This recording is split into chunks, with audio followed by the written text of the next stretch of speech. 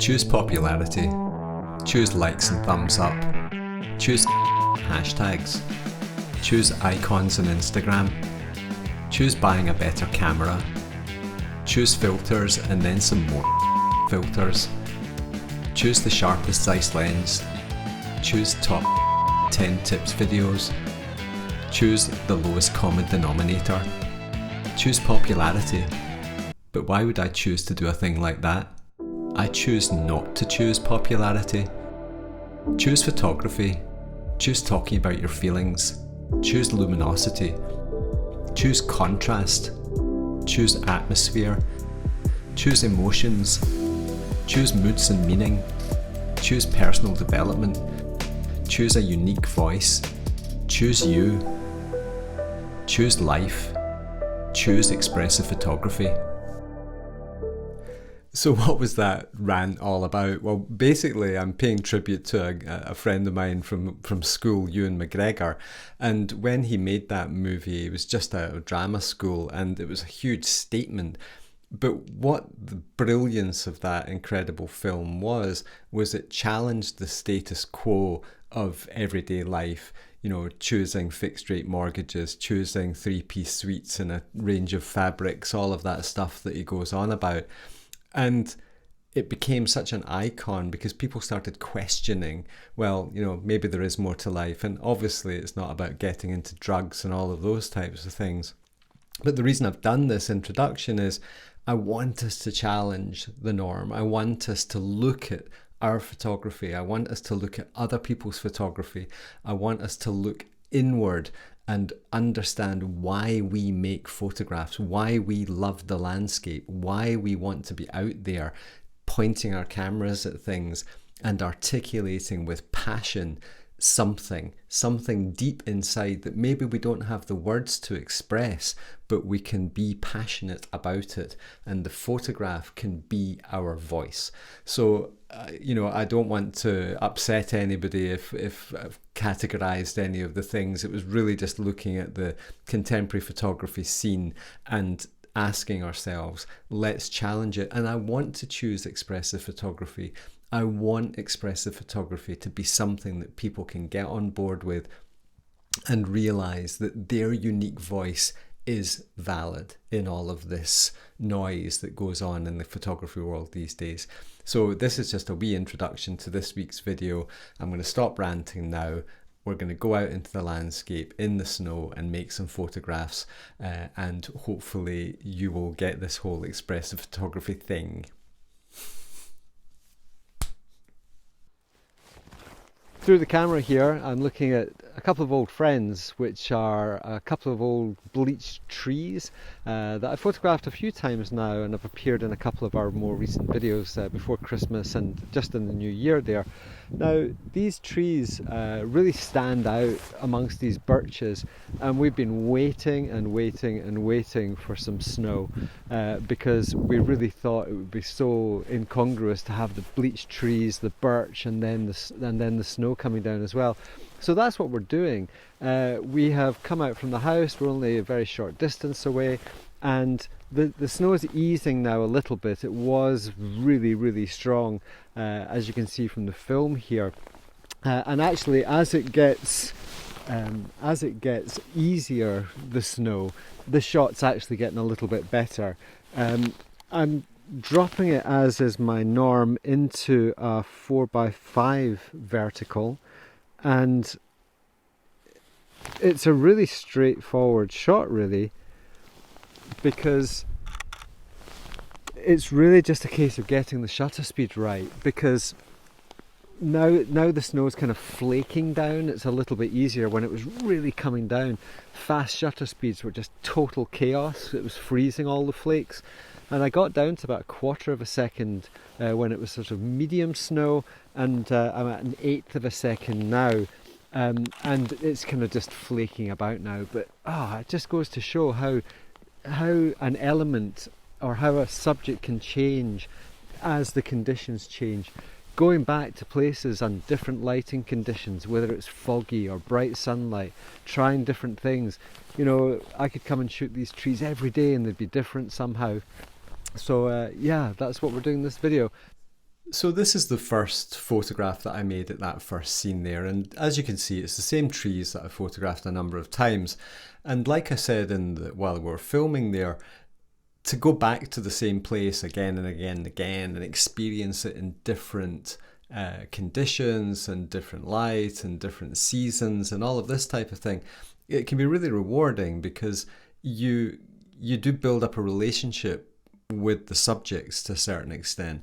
And this is what expressive photography means, is understanding that things change. The subject changes, the conditions change, the seasons change, the lights change, the conditions, the amount of rain or sleet or snow or wind. All of these changes are changing all the time in the landscape.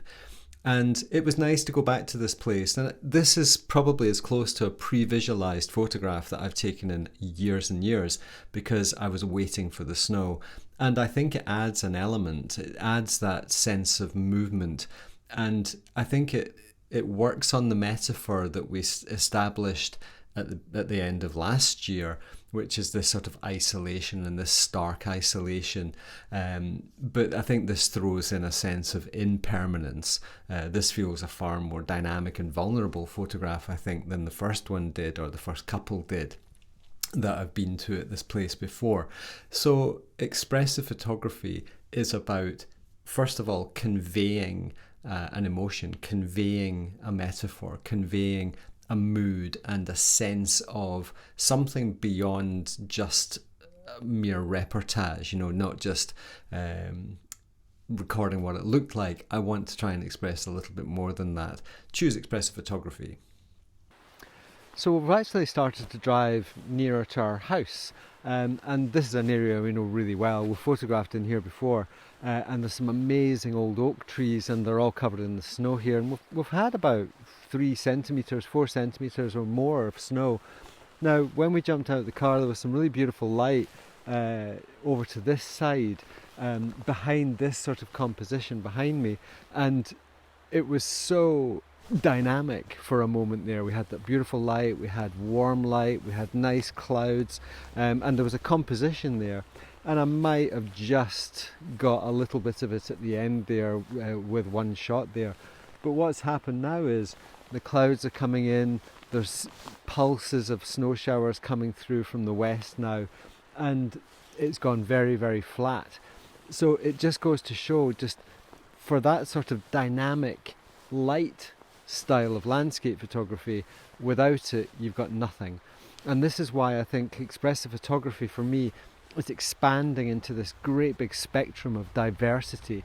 If we've got pointy mountains and beautiful light and you feel that incredible emotion and energy, then great, let's shoot it, let's embrace it, let's live life, let's be passionate, let's, God, it sounds like Trainspotting. But equally, if we have flat, less contrast type of light, we can embrace that as well. And there's all sorts of things round about us that are kind of catching my eye that we don't need great light for, but hopefully we can still make some kind of interesting and intriguing photographs. Now, this is the second scene down by the river there, and there was just this very transient moment of great light, and I'm sure some of you would say that this isn't great light, but for the west of Scotland in winter this is great light.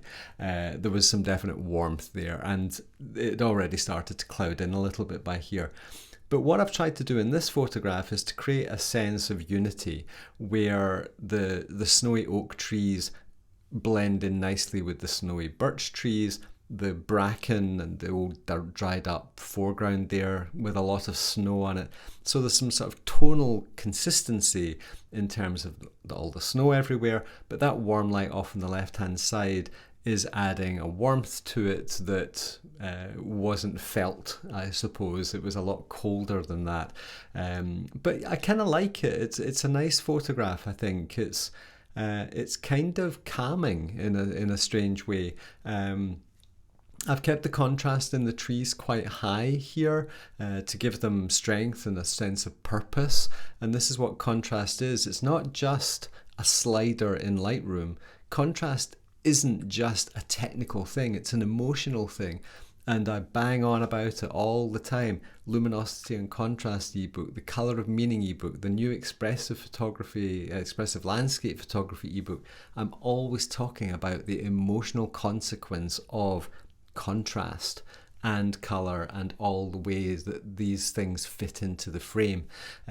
So I do like to think of this photograph as something of a metaphor, that we engage with the luminosity and the contrast and the colour. And there's some nice atmosphere there too. But yeah, I was definitely looking for compositions here, and I think it shows in this photograph a little bit. I was still reacting to the light and the trees and the kind of emotional sense. But when you're out there trying to make a video, you're definitely looking for something to point your camera at. So one of the things that photography's always been to me has been a kind of an experiential thing. And I know that I've been through phases in my photography where I used to go out to try and find photographs all the time. And I used to get very frustrated, and I've talked about expectation quite a lot on this channel. Now today's one of those situations.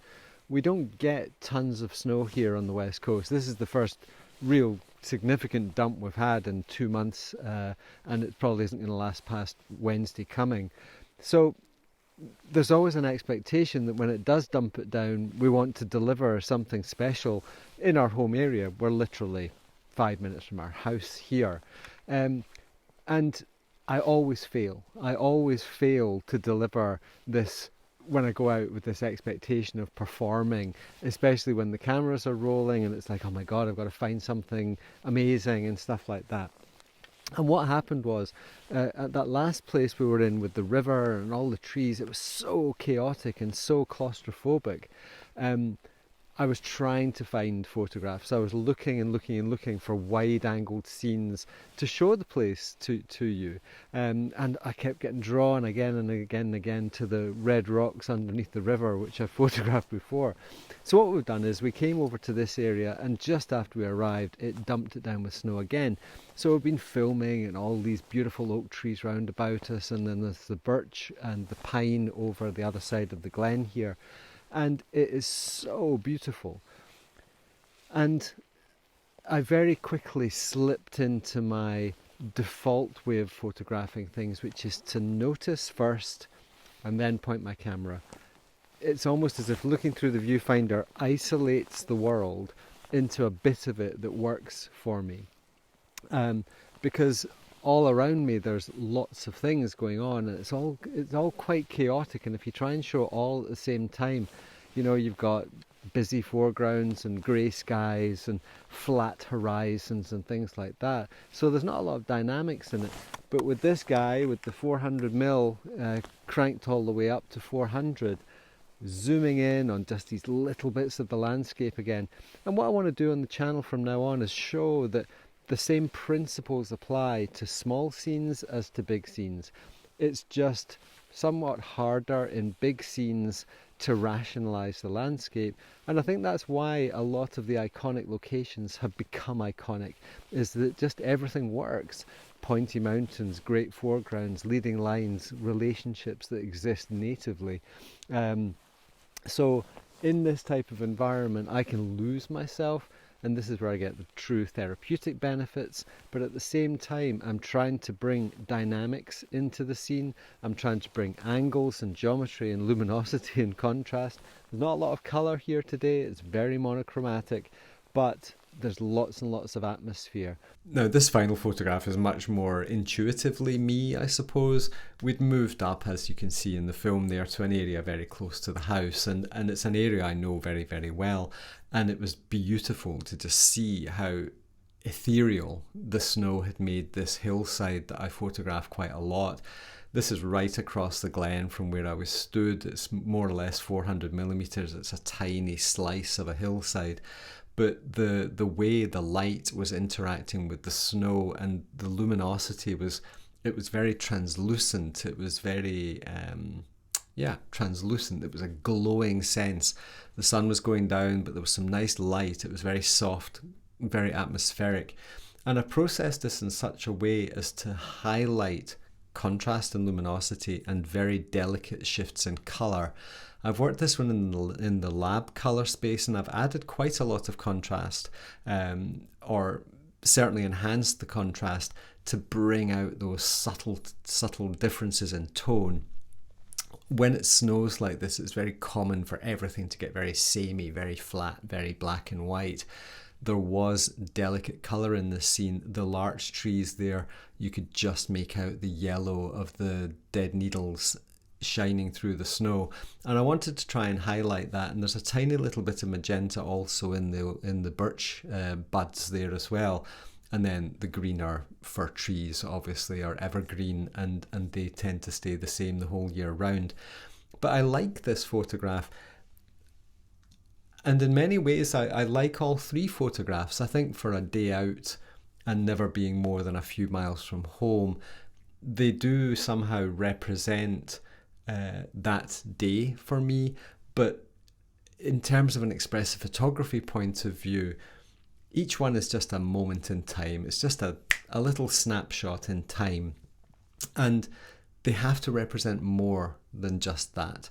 And I think this is the thing about expressive photography. You are choosing a life. You're choosing a lifestyle. You're choosing personal development. You're choosing to be expressive and articulate and having a unique voice. You're choosing all those things that I jokingly rant about at the beginning of the video here. And choosing those is a choice, because if we don't choose, ironically, we're still choosing, because we're choosing to do nothing. We're choosing to just stay on the railroad tracks and do the same thing as everybody else. We're choosing to be a sheep. We're choosing to be one of the herd. And I think deep down, the reason so many of us get into photography is there's a belief that when we have a camera in our hands, just the same as if I have a guitar in my hands, it's an opportunity to be me. It's an opportunity to have a valid voice, to feel as if you're worth something. And in this day and age where we're all locked down, I'm stuck in this office 7 days a week, most of the time. I don't get to go and play in the countryside every day. Most of my life is sat in this office, writing, making videos, doing the mentorships, writing books, making all the new videos that we're going to be releasing shortly. I'm choosing to do this because I want to express myself, and I want to help other people to express themselves. And this is why I want you to choose expressive photography, because we are here to try and help you to be you. And I want you to dive over to the website, which we've spent the last month or so totally redesigning. So there's a new website, there's a new ebook by myself, Expressive Landscape Photography. We are starting to stock ebooks by some very, very expressive photographer and incredible friends of mine, TJ Thorne and Sarah Marino. And we're also starting to announce some new workshops for hopefully the later part of this year, when COVID we can hope is going to start subsiding and people can start to travel again. We're bringing on 3 other photographers to help with us to run expressive photography trips. Doran Bofan and Horia Bogdan are going to be running Arctic workshops for expressive photography, and Alex Trowski, a really great friend of mine and a phenomenal guitar player, is going to be running weekend workshops here in Scotland, mostly in Glencoe, and also some day guiding. So if people are up here on vacation and they want to get an expert to take them to some amazing places around the west of Scotland, then Alex will be the guy who you can contact for that through the Expressive Photography website. Okay, this has turned into a bit of a plug for expressive photography, but hey, it is my job. So hopefully you're going to get on board with all this stuff.